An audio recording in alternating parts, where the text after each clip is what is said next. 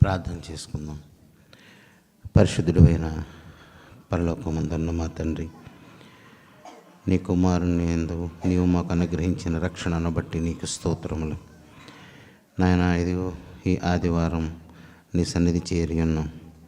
మా ఆత్మలకు క్షేమము కలుగునట్లును, మేము నీ రాజ్యమునకు వారసులు ఉన్నట్టును, తేజోవాసుల కొరకు నీవు ఏర్పాటు చేసిన ఆ నిత్యత్వములో మేము కూడా పాలిభాగస్తులమై ఉండడానికి, మేము నీ ఎడల చేరుకుని బ్రతకవలసిన తీరును మేము గ్రహించగలుగునట్లు, దానిని అనుసరించగలుగుటకును నీ కృపను నీ బలమును మాకు దయచేయమని యేసు నామమున అడుగుచున్నాం తండ్రి.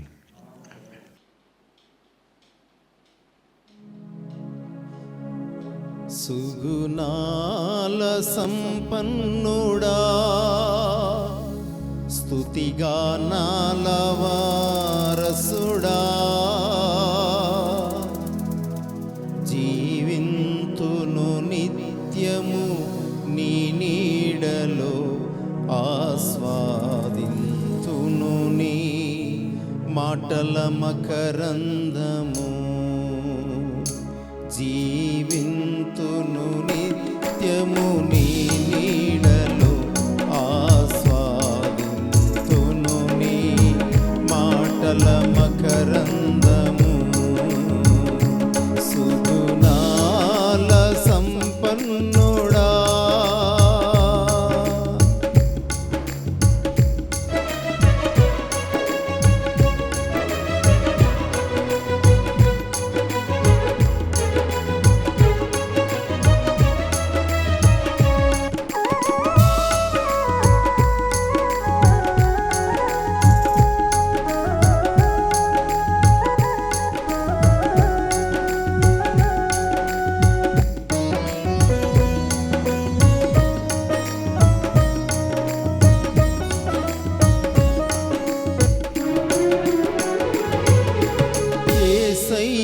నీతో జీవించగానే నా బ్రతుకు బ్రతుకుగా మారేనులే.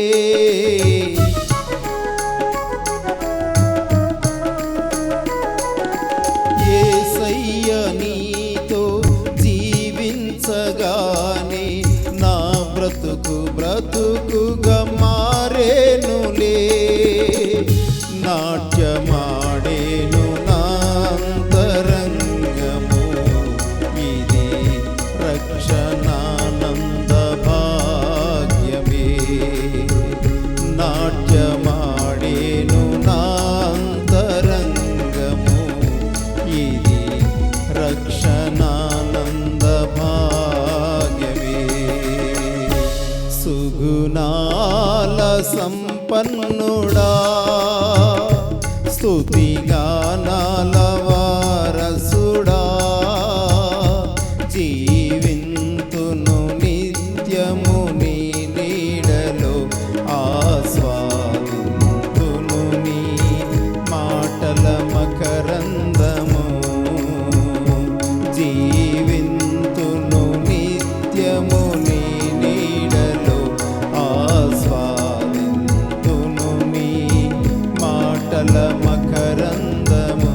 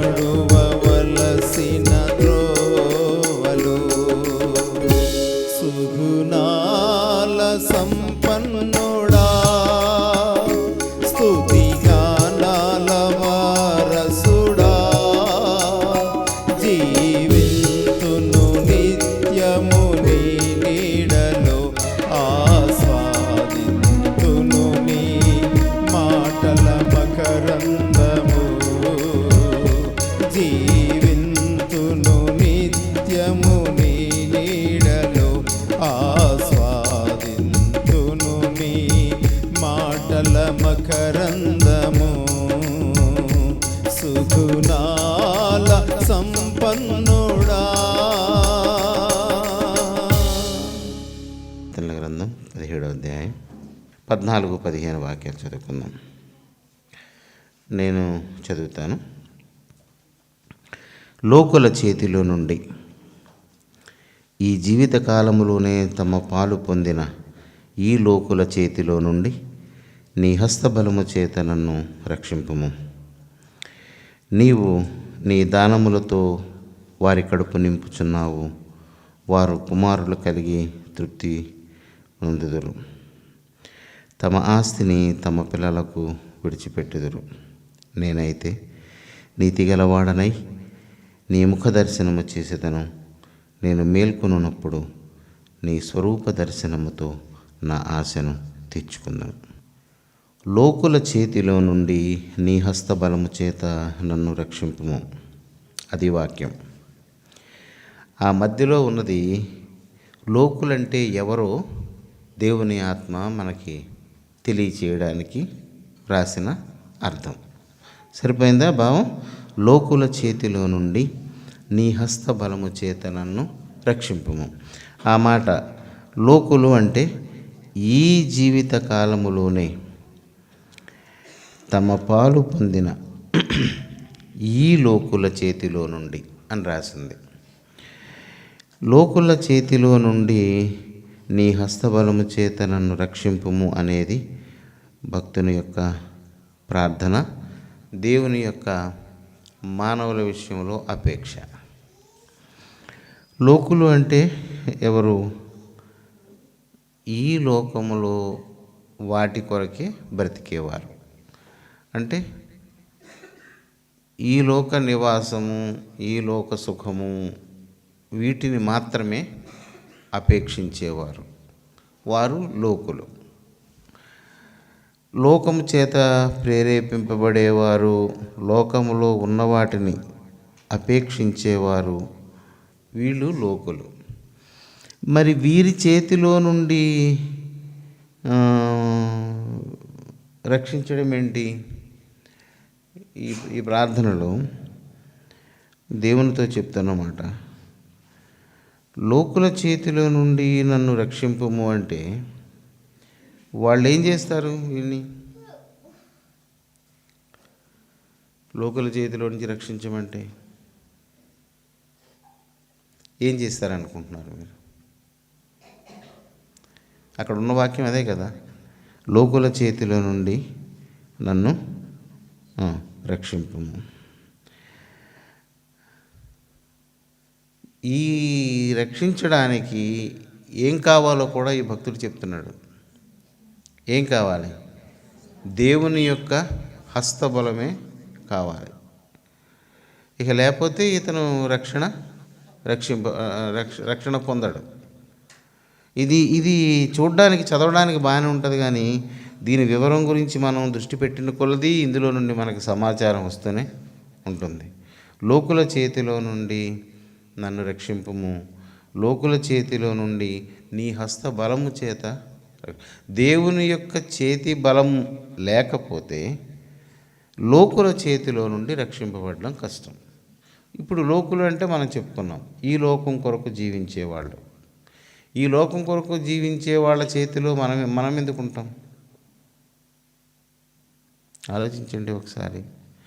అంటే నేను చెప్పకపోతే ఒకలా ఉంటుంది. మీరు దేవుని మాట మీద దృష్టి పెట్టి మనసుని దేవుడి మీద నిలిపి ఒకసారి చూస్తే మీకు కొంత అలాగ అవగాహనకి వస్తుంది. మీరు వినడానికి అలవాటు పడకండి. దేవుని దగ్గర నుండి సమాచారాన్ని రాబట్టడానికి ప్రయత్నం చేయండి. ఎందుకంటే మీరు విన్నది మర్చిపోవచ్చు, కానీ మీరు నేర్చింది మాత్రం మర్చిపోలేరు. ఒకవేళ అర్థం కాకపోతే కొంత చదవడం వస్తే చాలు. చదవడం రాకపోయినా శ్రద్ధగా విని దేవుని వలన ఉపదేశం పొందవచ్చు. దేవుడు దీనికి ఒక సూత్రాన్ని మనకిచ్చాడు. మీలో ఎవరికైనాను జ్ఞానము కొదువుగా ఉంటే నన్ను అప్పుడు అది మీకు అనుగ్రహింపబడను. ఇర్మియా గ్రంథంలో మీరు నాకు మొరపెట్టండి, నేను మీకు జవాబిస్తాను. మీరు గ్రహింపలేని సంగతులను, గూఢమైన సంగతులను నేను మీకు తెలియచేతును. వీటి ఆధారంగా మీరు దేవుని దగ్గర ప్రార్థన చేయండి. చేస్తే దేవుడు తన మాటను వ్రాయించినప్పుడు దేవుని ఆత్మ ఏ ఆలోచనతో రాయించాడో ఆ ఆలోచన మీకు తెలియజేయబడుతుంది. సరే, లోకుల చేతిలో నుండి రక్షింపబడ్డవంటే మన కళ్ళ ముందు ఎవరు కనిపిస్తుంటారు? మనకు లోకమే కనిపిస్తుంది. లోకుల చేతి నుండి అంటే అర్థం ఏంటంటే దృశ్య రూపకమైనటువంటి కంటికి కనిపించే వస్తువులను, అంటే బైబిల్లో మనం యోహాను రాసిన 1 యోహానులో మనం చదువుకుంటాం, 3 అపేక్షలు నరుణ్ణి ఇబ్బంది పెడుతుంటాయి.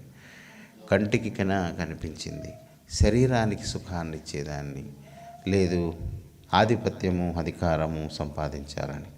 ఇవి దేవుని వలన పుట్టినవి కావు. వీటిని ఎంత వద్దనుకున్నా ఇవి మనల్ని పీడిస్తూనే ఉంటాయి. ఎంత వద్దనుకున్నా. సంఘంలో కూడా పౌలు సహితం, అపోస్తలుడైన పౌలు కూడా ఏమన్నాడంటే, మీ సంఘంలో మీలో ఒకనికంటే ఒకడు గొప్పవాడనే అపేక్ష ఉండడం సహజం అని ఒప్పుకున్నాడు. అంటే సంఘ అధ్యక్షుడిగా ఉండవలసిన వాడు అందరూ అపేక్షిస్తున్నారు కనుక పౌలు దేవుని దగ్గర మొరపెట్టి ఒక చిట్టాన్ని తీసుకున్నాడు. సంఘ అధ్యక్షుడిగా ఉండవలసిన వాడికి ఏ లక్షణాలు ఉండాలి అని. అందులో ఏముంది? వాడు మొట్టమొదట ఏకపత్ని వ్రతుడై ఉండాలి, ఒకే భార్యను కలిగి ఉండాలి. రెండవది, ఇంటి వారందరినీ బాగా లోబరుచుకున్నవాడై ఉండాలి. 3, కుట్టేవాడు కానీ తిట్టేవాడు కానీ త్రాగుబోతు కానీ అయి ఉండకూడదు. ఎవరి మీద అధికారం చెలాయించేవాడు అయి ఉండకూడదు. ఒకడికి చెప్పడానికి యోగ్యత కలిగిన వాడై ఉండాలి. ఈ లక్షణాలన్నీ ఉంటే వాడిని ఉంచు అని. అంటే ఆ మాట చెప్పవలసి వచ్చిందంటే అర్థం ఏంటి? అధికారం కోసం పోరాడేవాళ్ళు, నేనే పెద్దవాడిగా ఉండాలి అని ముందుకు పరిగెత్తుకొచ్చేవాళ్ళు, నన్ను గౌరవించలేదు, నన్ను పట్టించుకోలేదు అనేటువంటి ఒక లోక స్వభావము మనుషుల్ని ఎప్పుడు ప్రేరేపిస్తూనే ఉంటుంది. లోకమును అనుసరించే వారి నుండి, లోకాన్ని అనుసరించేవాడు ఏం చేస్తుంటాడు? మీరు ఆ దేవుడు నమ్ముకున్నారు, ఏమొచ్చింది మీకు? ఎంతకాలం అయింది? ఏమైంది? మీరేం బాగుపడ్డారు? ఏం సంపాదించారు? మీరు ఎప్పుడు ఇలాగే అలాగా అని మనల్ని విమర్శిస్తూనే ఉంటారు. లోకులు అని చెప్పిన తర్వాత వీని ఆత్మకు దేవుడిచ్చిన ఉపదేశం. లోకులంటే ఎవరు? అక్కడ రాసింది ఎవరు? ఈ జీవితకాలములోనే. జీవితకాలం అంటే ఇంతకుముందు మనం చెప్పుకున్నాం, తల్లి కడుపు నుండి బయటకు వచ్చిన దగ్గర నుండి ఈ లోకాన్ని విడిచి మరణం వరకు ఉన్న మధ్యలో కాలాన్ని జీవితకాలం. ఈ జీవితకాలములోనే తమ సుఖము, తమ వాట, తమ ఆనందం పొందినవారు ఈ లోకులు. ఈ లోకుల చేతిలో నుండి వీళ్ళు ఊరికే మిడిసిపడిపోతుంటారు. ఆదాయాన్ని బట్టి, ఆస్తులను బట్టి, బిల్డింగులను బట్టి, తోటలను బట్టి, అధికారాన్ని బట్టి అవ్వపోతుంటారు. కనుక వీళ్ళ చేతిలో నుండి నన్ను విడిపించు అంటే అర్థం ఏంటి? అలాగ అవ్వాలని నేను ఇరుక్కుపోయి ఉన్నాను. విడిపించడం అంటే ఎప్పుడు విడిపించమంటాం? మనం బంధింపబడినప్పుడు విడిపించడం గురించి అడుగుతాం. అదే లోకము, అదే లోకుల అపేక్ష నన్ను పట్టుకొని ఉంది. నాకు సాధ్యం కావడం లేదు. ఒకటి వదిలించుకుంటే ఒకదానికి దూరం అయితే వేరొకటి నన్ను పీడిస్తున్నాయి. నేను విడిపించుకోలేకపోతున్నాను. ఈ లోకులను చూస్తున్నాను, వాళ్ళలాగా నేను ఉండాలని అనుకుంటున్నాను. ఎంత నా మనసును అదుపు చేసుకుందామో నాకు సాధ్యం కావడం లేదు. నీ హస్తబలము చేత నన్ను. కానీ ఒకటి మాత్రం ఈ ఇతనికి తెలుసు, లోకుల లాంటి మనసు కలిగి ఉంటే మాత్రం నేను రక్షణకు దూరంగా ఉంటానని ఇతనికి తెలుసు గనక నన్ను రక్షింపము. అంటే ఇప్పుడు నేను రక్షణ మార్గంలో లేను. లోకులు ఎలా ఆలోచిస్తున్నారో అలాగే నేను ఆలోచిస్తున్నాను. తప్పించుకోవడానికి నాకు శక్తి చాలడం లేదు. లోకుల చేతిలో నుండి అంటే వారి చేతులు అంటే వాళ్ళే పట్టి ఇబ్బంది పెడుతున్నారా అంటే వాళ్ళని చూసి నాలో రేగుతున్నటువంటి అపేక్షల నుంచి నన్ను విడిపించు అని ప్రార్థన చేస్తూ, దానికి నీ చేతి బలమైతే నాకు క్షేమాన్ని కలిగిస్తుంది కనుక నీ వలన మాత్రమే నేను ఈ లోకం నుండి విడిపింపబడగలను, నా వలన కాదు ప్రభు అని తెలియచేసుకుంటున్నాను. ఇతని పరిశీలనలో లోకుల మీదకి ఈ భక్తుడు దృష్టి పెట్టాడు. ఏంటి అసలు వాళ్ళు అలా ఎందుకుంటున్నారు, నా పరిస్థితి ఏంటి ఇలాగుంది అని. అంటే అతను అంటున్నాడు, చూడండి, నీవు చదవండి, నీవు నీ దానములతో వారి కడుపు నింపుచున్నావు.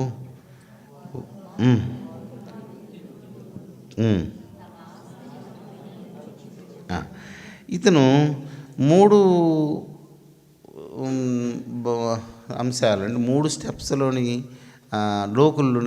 లోకుల యొక్క గుణాన్ని, లోకులకు అసలు ఆ డబ్బు ఎక్కడిది, అంత ఆస్తి ఎక్కడిది, వాళ్ళకి కుమారులు ఎలా వచ్చారు, తర్వాత ఏమవుతుంది అని వివరం చెప్తే ఇతని ప్రాబ్లం అంతా ఏంటి, లోక సంపదే. ఎందుకని ఇక్కడ ఏం చెప్తున్నాడు, నీ దానములతో వారిని నీవు తృప్తిపరుస్తున్నావు అంటున్నాడంటే ఇందాక చెప్పిన లోకుల చేతులు అంటే అది ఏమై ఉంటుంది అది.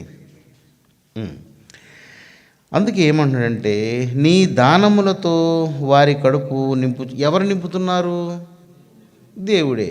వాళ్ళెవరు, లోకులే.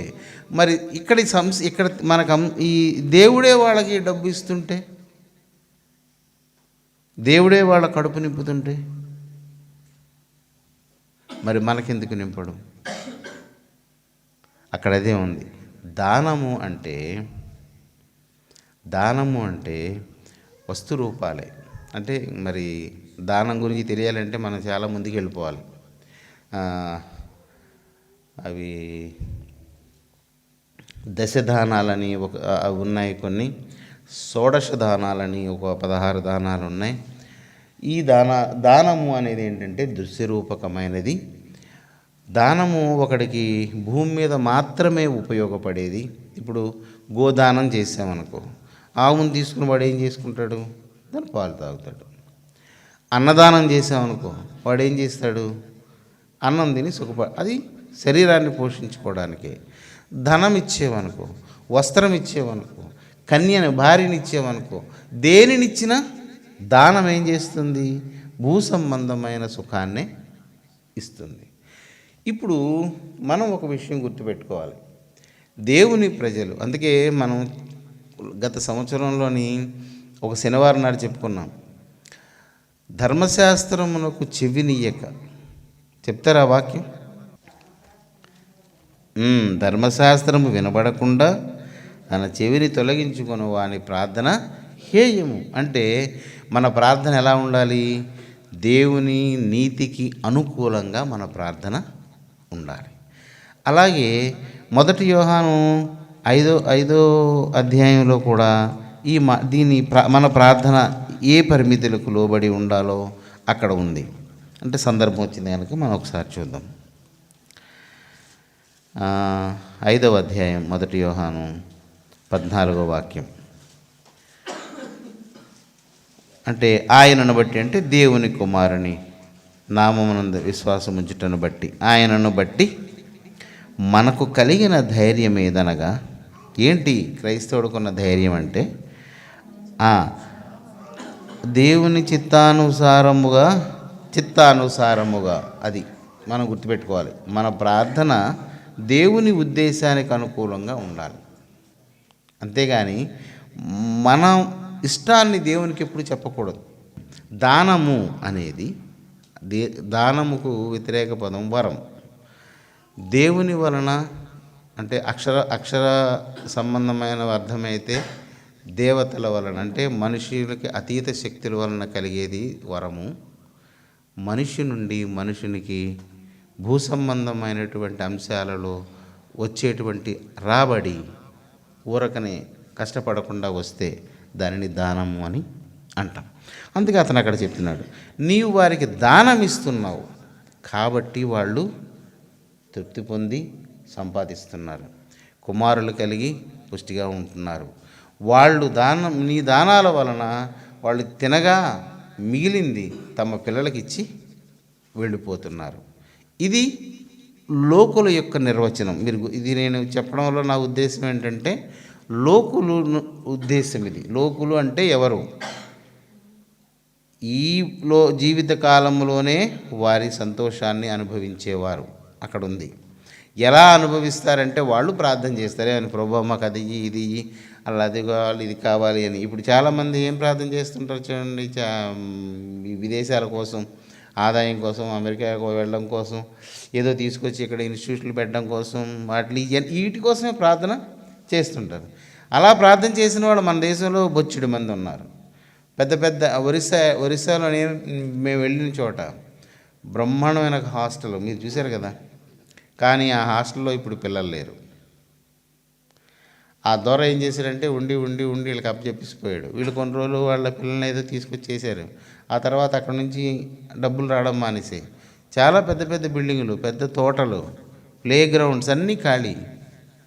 ఆదాయం ఇప్పుడు విదేశాల నుంచి డబ్బు రావడం లేదు, అవి ఖాళీగా పడి ఏడుస్తున్నాయి.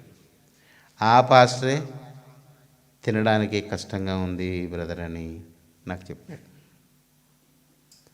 అవన్నీ దేవుని చిత్తానుసారంగా ప్రారంభమై ఉంటే అవి నిలిచి ఉంటాయి. గమలీయేలు చెప్పిన సాక్ష్యం విన్నాం కదా మనం. పేతురుని యోహాన్ని కుట్టినప్పుడు వాళ్ళు గమలీయేలుతో చెప్తారు ఏం చేయమంటారని. ఏం చేస్తాం, ఇలాంటి వాళ్ళు చాలామంది ఇంతకుముందు వచ్చారు. ఇది మనుషుల వలన ప్రారంభించింది అయితే ఇది వర్ధిల్లదు. ఒకవేళ దేవుని వలన జరిగింది అయితే దీన్ని మనం ఆపలేము. ఎందుకంటే ధర్మశాస్త్రంలోని అతను ప్రవీణుడు గనక దేవుని యొక్క ఉద్దేశ సారాన్ని మనకు ఆ 2 మాటల్లో తెలియచేశాడు. మనుషులు ప్రారంభిస్తే ఒక ఉదయం అది పోతుంది, అది దేవుడు చేస్తే మనం ఆపలేము. కాబట్టి వాళ్ళని వదిలేయండి. అలాగా దేవుని నిర్ణయం కాదు గనక అవన్నీ ఇప్పుడు మూతపడి కూర్చున్నాయి, అన్నీ మూతపడిపోయాయి. అది దేవుని ఉద్దేశానుసారమైంది అయితే అది ఆగదు. సువార్త దేవుని ఉద్దేశానుసారమైంది. అది ఎవడు చేసినా చేయకపోయినా అది సాగిపోతూనే, బలమైనడు కూర్చుంటే బలహీనుడు లేచి దాన్ని కొనసాగిస్తుంటాడు. కనుక ఈ లోక సంబంధమైన అంశాల విషయంలో ప్రార్థన చేయండి. కావాలంటే మీరైనా అది ఈ ప్రభు అది ఇవ్వు ప్రభు మీకు వస్తుంది. అది దేవుని వలన వచ్చిందని మనం భ్రమిస్తాం. కానీ మనము దేనిని దేవుని అడగాలి అనేదే ఇక్కడ ప్రధానమైన ఉద్దేశం. ఈ లోక సంబంధమైన సుఖభోగము మనం కష్టపడి సంపాదించుకోవచ్చు. ఒకడు కష్టపడి చదువుకుంటే ఉద్యోగం రాదా? నేను ఎప్పుడూ నమ్మను దేవుని పిల్లారా. మనం ఈ లోక సంబంధమైన వాటిని కష్టపడి చదివి సంపాదించుకోవచ్చు, కానీ దేవుని నీతిని మాత్రం దేవుని వలన మాత్రమే సంపాదించుకోగలం. ఇది మీరు స్పష్టంగా నేర్చుకోండి. దేవుని పరిశుద్ధతలో, దేవుని నీతిలో నిలిచి ఉండాలి అంటే ఖచ్చితంగా దేవుని హస్తబలమే మనకి కావాలి. మనం కష్టపడి చదివితే ఈసారి కాదు రెండోసారి సెలెక్ట్ అవ్వచ్చు. దేవుడైనా సోమరికి ఉద్యోగం ఇస్తాడని నేను అనుకోను. దేవుడు అన్యాయం ఇస్తాడని అనగలమా మనం? దేవుడు అన్యాయం చేస్తాడు ఎవరికైనా? చేయడు. దేవుని సహాయము ఎక్కడో అది మనం లోకంలోనికి తీసుకొచ్చి అప్లై చేసుకోకూడదు. దేవుడు ఎందుకు ఇక్కడ అంటున్నాడు, నీ దానములతో. ఎవరైనా దేవుడిని అడిగితే రాంగ్ రూట్లో అడగ్గా ఏం చేస్తాడు? దేవుడు ఇచ్చిస్తాడు. కానీ అవి ఎంత మట్టికి నీకు ఉపయోగపడతాయి? అందుకే ఆఖరి వాక్యం నేనైతే అనే ఆ ఒక్క ముక్క, నేనైతే అనే ఒక్క ముక్క ఆ పై మొత్తం అర్థాన్ని మార్చేస్తుంది. నన్ను అలాగ నాకు చూసిన కొలది ఆ లోకుల చేతిలోనే, అందులో అలాగే లోకంతో పట్టబడాలని అందులోనే ఆశ పుడుతుంది నాకు. నీ చేతి బలంతో నన్ను తప్పించు. ఇదిగో నీ దానాలు ఇస్తున్నావు, వాళ్ళు ఇలాగ వర్ధిల్లుతున్నారు, వాళ్ళందరినీ చూస్తే వాళ్ళు గొప్పగా ఉంటున్నారు, వాళ్ళ కుర్రోళ్ళు తింటున్నారు, వాళ్ళు అనుభవిస్తున్నారు, ఆస్తి పేదవాళ్ళకి పిల్లలకి వదిలేసి వాళ్ళు వెళ్ళిపోతున్నారు. నేనైతే అంటే అర్థమైందా? నేనైతే అంటే అలా ఉండనని, అది నాకు అక్కర్లేదని. మొత్తం ఆ ఒక్క 3 అక్షరాల్లోనే మనకి తెలుసు. నేనైతే నా ఆశ తీర్చుకుంటాను. ఆ వాక్యం నేను చదివినట్టు మీరు ఒకసారి చూడండి. నేనైతే నా ఆశ తీర్చుకుంటాను. ఎలా తీర్చుకుంటామంటే ఇతను చెప్తున్నాడు, ఈ భూమి మీద ఉండగా నీ ముఖదర్శనంతో ఆశ తీర్చుకుంటాను. చనిపోయి తిరిగి లేచిన తర్వాత నీ స్వరూప దర్శనంతో నా ఆశ తీర్చుకుంటాను. ఇప్పుడు ఆ వాక్యం మీరు చదవండి.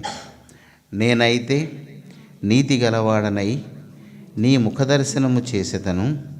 నేను మేల్కొనున్నప్పుడు నీ స్వరూప దర్శనముతో నా ఆశను తీర్చుకుందను. ముఖము అనేది రూపము. స్వరూపము అనేది రూపానికి వ్యతిరేక పదం, అదృశ్యమైనది. రూపము అనేది కంటికి కనిపించేది, స్వరూపము అనేది గోచరించేదే కానీ కనిపించేది కాదు. ఇప్పుడైతే నేను నీతి సంపాదించుకుని నేను నీ ముఖదర్శనం చేస్తూ నా ఆశ తీర్చుకుంటాను. ఎలా చూస్తాడు? ముఖం కనిపిస్తుందా దేవుడి ముఖం? కానీ దేవుడి ఆజ్ఞలు ఇలా ఉన్నాయి, దేవుడు ఇలా చెప్పాడని మోషే చెప్పినట్లుగానే అదృశ్యుడైన వాడిని చూచుచున్నట్టు అలాగ నీ ముఖదర్శనం చేస్తూ నా ఆశ తీర్చుకుని నేను నీతిమంతుడిగా ఉంటాను. నేను మేల్కొనినప్పుడు అంటే చనిపోయి తిరిగి లేచినప్పుడు నీ స్వరూప దర్శనం చేసి నా ఆశ తీర్చుకుంటాను. ఆ నేనైతే అనేదే ఇందులో ప్రధానమైనది. నేనైతే నీ దానము అడగను, ఈ లోకుల్లాగా బ్రతకాలని ఆశపడను, నా పిల్లలకి నా ఆస్తి విడిచిపెట్టను. ఈ మాటలో ఆ భావం చాలా స్పష్టంగా కనిపిస్తుంది. వారు ఎవరైతే నీ దానాలు పొందారో అంటే కంటికి కనిపించే సంపదను, ఈ మరణ యువతల ఉండే ఆదాయాన్ని సంపాదించుకున్నారో వారు తమ ఆస్తిని పిల్లలకు వదిలేస్తారు. నేనైతే వదలను. అంతేనా? ఆ వాక్యం అదేనా అర్థం ఉంది అక్కడ? నేనైతే వదలను. వారి కుమారులు తృప్తి పొంది ఉండేలాగా ఉంటారు, నేనైతే నా కుమారుల్ని అలాగా ఉంచను. నేను ఇప్పుడు మీరు కింద నుండి చదువుతున్నాం పైకి. నేనైతే నీ దానాలతో నా కడుపు నింపుకోను. సరిపోయిందా? ఏమైనా వ్యత్యాసం కనిపిస్తుందా? నేనేమైనా మ్యాజిక్ చేస్తున్నాను పోనీ? నేను ఎందుకు ఈ విషయం గురించి ఇలాగ మీకు చెప్తున్నానంటే, పిల్లలు కలిగిన మీరు వారిని శ్రమపడి బ్రతికేలాగా చేయాలి. మీరు సుఖపడడానికి వారికి మార్గము సుగమము చేస్తే మీ తదనంతరం వారు ఖచ్చితంగా ఏమవుతారో మీకు తెలియదు. మీరు అనుకుంటారు వాళ్ళు సుఖంగా బ్రతకడానికి అంతా సంపాదించాను, వాళ్ళకి ఇల్లు కట్టించాను, వాడికి కొంత ధనం ఇచ్చాను, కొంత బంగారం ఇచ్చాను, ఉద్యోగం వచ్చేలాగా చేశాను. అదేదో ఒక మాట అంటుంటారు, సెటిల్ అయిపోయారంట. ఎక్కడైనా ఈ మాటే అడుగుతారు. మీ పిల్లలు ఏం చేస్తున్నారండి? వాళ్ళు సెటిల్ అయ్యారా అని. అంటే అర్థం ఏంటి? ఇక్కడ ఫిక్స్ అయిపోయాడు కదా అని. ఇక్కడ ఫిక్స్ అయిపోయాడా లేదంటే సెటిల్ అయిపోయారండి అంటే ఇక్కడ ఫిక్స్ అయిపోయారు. మరి అలా ఇంకెక్కడికి రారు. చూద్దాం మరి ఆ వాక్యం ఇంకొకసారి చూద్దాం. లోకుల చేతిలో నుండి ఈ జీవిత కాలములోనే తమ పాలు పొందిన ఈ లోకుల చేతిలో నుండి నీ హస్త బలము చేత నన్ను రక్షింపు. దీనికి కొంచెం సారూప్యంగా ఉన్న ఇంకొక వాక్య భాగం చూసి మనం ప్రార్థన ముగించుకుందాం. 49వ కీర్తన అంతా వద్దు కానీ 4 నుండి నేను చదువుతాను చూడండి. తమ ఆస్తియే ప్రాపకమని నమ్మి తమ ధన విస్తారతను బట్టి పొగడుకుని వారికి నేనేల భయపడవలెను. దాని వివరం: ఎవడునూ ఏ విధము చేతనైనను తన సహోదరుని విమోచింపలేడు. వాడు అంటే ఎవడు? తన సహోదరుడు కుళ్ళు చూడక నిత్యము బ్రతుకున్నట్లు తన సహోదరుని నిమిత్తము దేవుని సన్నిధిని ప్రాయశ్చిత్తము చేయగలవాడు ఎవడునూ లేడు. అలాంటి వారి ప్రాణ విమోచన ధనము బహు బహు గొప్పది. అది ఎన్నటికి తీరక అట్లుండవలసినదే. 10వ వాక్యం. ఇది తర్వాత ఎప్పుడైనా మనం చెప్పుకుందాం. జ్ఞానులు చనిపోదురను సంగతి అతనికి కనబడకుండా పోదు, మూర్ఖులను పశుప్రాయులను ఏకముగా నశింతురు. 11. వారు తమ ఆస్తిని ఇతరులకు విడిచిపెట్టుదురు, తమ ఇండ్లు నిరంతరము నిలుచుననియు తమ నివాసములు తరతరములకు ఉండుననియు వారు అనుకొందురు, తమ భూములకు తమ పేర్లు పెట్టుదురు. దీనికి కొంచెం అర్థం సమీపంగా ఉందని నేను చదివాను. ఇక్కడ మనం గుర్తుపెట్టుకోవాలి. నేనైతే మేల్కొనున్నప్పుడు అంటే పునరుత్థానమందు ఎప్పుడు నీతి గలవాడై, అక్కడ ఈ జీవిత కాలములోనే సుఖాన్ని అపేక్షించిన వారిలాగా నేను బ్రతకను. ఎందుకంటే అలాగ నేను బ్రతికితే ఇలాగ నశించిపోతాను. అలా కాకుండా నేను నీతి గలవాడనై వారిలాగా నా పిల్లలు ఇలా చేసేయాలి, అలా చేసేయాలి, ఉద్ధరించాలి, వాడికి ఇది సంపాదించాలి, యాతన పడుతూ అలా చేస్తే నీవు నీతి గలవాడవు దేవుని దృష్టిలో ఎన్నటికీ కాలేవు. గుర్తుపెట్టుకోండి. ఖచ్చితంగా నీ పిల్లడు బ్రతికే కాలమంతా కష్టపడి బ్రతికేలాగా చేయాలి. ఇది నీతి కలిగిన తండ్రి చేసే పని.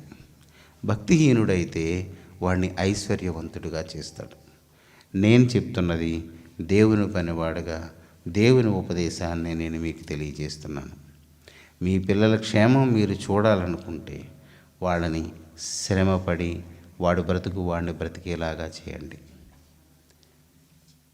ఎందుకంటే అది ఆదికాండం నుండి మనల్ని వెంబడిస్తున్న వాక్యం. అది అక్కడ తప్పు చేసినప్పుడు ఆదాముని దేవుడు ఏమని శిక్షించాడు? ఇప్పటి వరకు భూమి నీకు ఇష్టానుసారంగా ఫలమిస్తూ ఉండేది, నువ్వు ఈ తప్పు చేసావు గనక నీవు కష్టపడి చెయ్యి. నీకు ఇంతకుముందు పంట ఒకటే వచ్చేది, నువ్వే పంట వేస్తే ఆ పంటే ఉండేది. కానీ ఇప్పుడు అలా కాదు, అందులో ముళ్ళ తుప్పలు గచ్చ పొదలు మొలుస్తుంటాయి. నువ్వు చెమటను భూమికి చేర్చి నువ్వు తిని బ్రతుకు అని. ప్రసంగి దగ్గరికి వస్తే కష్టార్జితం వలన ఒకడు తృప్తి కలిగి బ్రతకడం దేవుని దృష్టికి మంచిది అని మనం చదువుకున్నాం. అలాగే పౌలు రాతల దగ్గరికి వచ్చినప్పుడు నీవు బీదలకి సహాయం చేయాలి అంటే నీవు నీ చేతులతో కష్టపడి సంపాదించాలని చెప్పాడు. అలాగే యోహాను ప్రకటనల దగ్గరికి వచ్చేసరికల్లా నీ సహోదరుడికి లేమి కలిగి ఉండి చూసి ఎవడైనా తిని పడుకుంటే దేవుడి ప్రేమ నీ మీద ఎలా నిలుస్తుంది? అది నీ చేతులతో కష్టపడిందే నీవు సహాయం చెయ్యాలి. కష్టపడి బ్రతకడం అనేది దేవుడు ఏర్పాటు చేసిన నీతిమంతుల మార్గం. అది కనుక దానిలోనికి మనము ప్రవేశించాలి.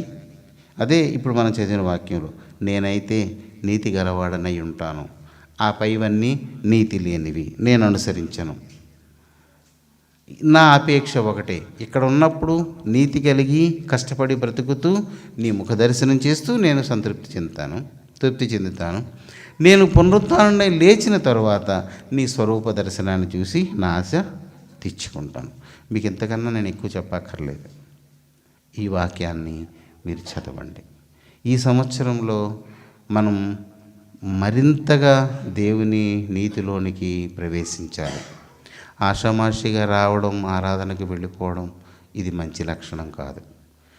మన మీద ప్రభు యొక్క ఆధిపత్యం లేదా ఆయన మాట, ఆయన ఆత్మచేత గద్దింపు మనల్ని సరిచేయడానికే.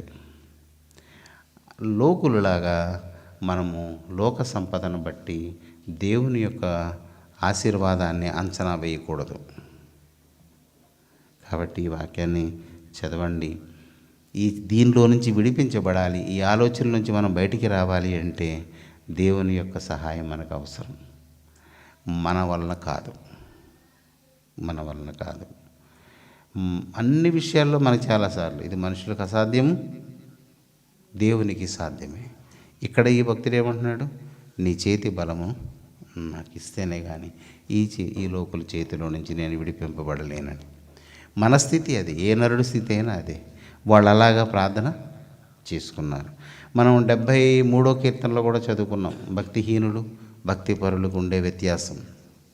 అక్కడ కూడా అతను నా కాలు జారిపోవడానికి సిద్ధమైపోయింది, నేను ఇంకా పడిపోయాను అనుకున్నాను. అసలు ఏంటి వీళ్ళ సంగతి, ఇంత ఎలాగా ఆనందంగా ఉన్నారు, వీళ్ళ పిల్లలతో గెంతున్నారు, ఖరీదైన బట్టలు, ఫంక్షన్లు ఇలాగన్నీ జరిగిపోతున్నాయి వీళ్ళకి అని చూస్తే వాళ్ళంతం దారుణంగా కనిపించి ప్రభు దగ్గరికి వెళ్ళి ఎంపలేసుకొని, నేను అలాగుండను ప్రభు, నేను ప్రతిరోజు ఉదయాన్నే నాకు కష్టం వచ్చినా పర్వాలేదు కానీ నేను నీతిగానే బ్రతుకుతాను. ఇన్ని దేవుని ఉపదేశ మాటలు మన కళ్ళ ముందున్న దీనిని మనం మీరి గనక ముందుకు వెళితే మన ఆత్మకు నష్టం కలుగుతుంది. మనం ప్రభు చేత రక్షింపబడిన వాళ్ళం అన్నది నిజం. ఆయన ఉపదేశాన్ని అనుసరించడానికి మనల్ని మనం పురికొల్పుకోవాలి. మీరు ప్రతిరోజు ప్రార్థనకి వెళ్ళినప్పుడు మీ మనసును అక్కడ అణుచుకోండి. మీ ధనం ఎక్కువ అవుతుంటే దాన్ని తగ్గించండి. ధనాన్ని లక్ష్య పెట్టకండి. అన్యుల్లాగా డబ్బులు కింద పడిపోతే తీసి కళ్ళు కత్తుకునే క్రైస్తవులను నేను చూశాను. అలవాటైపోయింది. మన దేశ సంస్కృతిలో అది ఒక భాగం. డబ్బును కాలుతో తన్నకూడదు, కాలు కింద పడకూడదు. ప్రేమించకండి. ధనం వలన మనకు వచ్చేది ఏం లేదు. ప్రభు ఆజ్ఞను అనుసరించడం వలన వచ్చేదే మనకు లాభదాయకం. కనుక ఈ వాక్యాన్ని మీరు చదవండి. నాకు 15వ వాక్యం చాలా ఇష్టం. ఇప్పుడు చదవండి. నేనైతే అని ఒక్క ముక్క గుర్తుకు తెచ్చుకుంటే ఏం చెయ్యకూడదో తెలుస్తుంది. దేవుని యొక్క ముఖ దర్శనము, దేవుని స్వరూప దర్శనానికి రెండిటికి ఒకటే కారణం. అదేంటంటే లోకులలాగా నేను అపేక్షించను. నేను నీతి గలవాడనై నేను అలాగే బ్రతికి నేను అలాగే చనిపోతాను. నేను తిరిగి లేచినప్పుడు నీ స్వరూప దర్శనాన్ని చూసి నేను చాలా సంతృప్తి పొందుతానని ఆ ప్రార్థన మనందరిది అయి ఉండాలి. మనందరం ఆ ప్రార్థన చేద్దాం. త్వరపడి దాన్ని ఏమంటాం, విశ్వాసం లేని బతకొద్దు. అలా చేయకపోతే ఎలాగా? నా బిడ్డల నువ్వు ఎలా బ్రతుకుతున్నావు అలా వాళ్ళు బతుకుతారు. ఇప్పుడు కూడా అది దుష్ట సంబంధమైన ప్రేమ, అది దురనురాగం. అది వాళ్ళని చదివించండి, కష్టపడి పనిచేసేలాగా తయారు చేయండి. వారికి మాత్రం మీ సంపదను ఇవ్వకండి. కష్టపడి బ్రతకమని వదిలేయండి అంతే. వాళ్ళు బ్రతుకుతారు, వాళ్ళకి తెలుస్తుంది ఎలా బ్రతకాలో. వాళ్ళు ఏమైపోరు. మీరు ఎలాగైతే కష్టపడి పైకి వచ్చారో మీ పిల్లల్ని అలాగే రానివ్వాలి. మీరు పైకి వచ్చిన తర్వాత వాళ్ళని పైకి తీసుకెళ్ళి వదిలిస్తే తర్వాత వాళ్ళకి అర్థమవదు. మీరేం ఒకలాంటి భావంతో లోకాన్ని వదిలేస్తారు, వాడు ఒకలాంటి నీచమైన బ్రతుకు భూమి మీద బ్రతుకుతాడు. కనుక దేవుని పిల్లారా, ఆ 15వ వాక్యం ఒకసారి చదువు. నేనైతే చదివేద్దాం. నేనైతే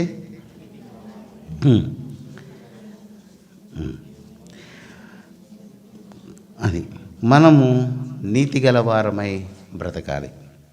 అంతే, నీతి గలవారమై బ్రతకాలి. అలాంటి కృప దేవుడు మనకు అనుగ్రహించునుగాక. ప్రార్థన చేసుకుందాం. మహాగణుడవైన మా పరలోకపు తండ్రి, నా ప్రభువా, దావీదు చేత నీవు వ్రాయించిన ఈ కీర్తనను బట్టి, దాని ముగింపును బట్టి నీకు స్తోత్రములు. మేము కూడా తన వలె నీతిని అనుసరించి నడుస్తూ నీ మార్గములో శ్రమను నీ ముఖ దర్శనము చేతను, పునరుత్థానమందు నీ స్వరూప దర్శనము చేతను తృప్తి పొందినట్లు మాకును అలాంటి మనసును అనుగ్రహించు. ఆ మనసును మేము పొందడానికి ప్రభు నీ సహాయమే మాకు అవసరం. నీ సేవకుడు కోరుకున్నట్లుగా నీ హస్తబలమును మాకు కూడా అందించు ప్రభు. మేమంతటి వారము కాదు ప్రభు, మేము బహు అయోగ్యులము. కానీ నీ పరలోకాన్ని మేము అపేక్షిస్తున్నాం ప్రభు. దయచేసి మా ఎడల నీ కృపను విస్తరించి నీ హస్తబలము చేత, నీ ఆత్మ దర్శనము చేత మమ్మలను కీడు నుండి తప్పించి నీ రాజ్యం వైపు మమ్మల్ని మళ్ళించు. దుష్ట సంబంధమైన ఈ లోక సంబంధమైన విషయములన్నిటి నుండి మమ్మల్ని తప్పించు. మా మనోనేత్రములను తెరిచి నీ సత్యమును చూడగలుగునట్లు దయచూడు. నాయన, మా అందరి ఎడల నీ దయను, నీ కటాక్షమును ఉంచుమని ఈ ప్రారంభ వారము నుండి ప్రభు ముగింపు వరకు నీ కృపాసత్యములను మాకు తోడుగా మమ్మల్ని వెంబడింపనీయమని యేసు నామమున అడుగుచున్నాం తండ్రి.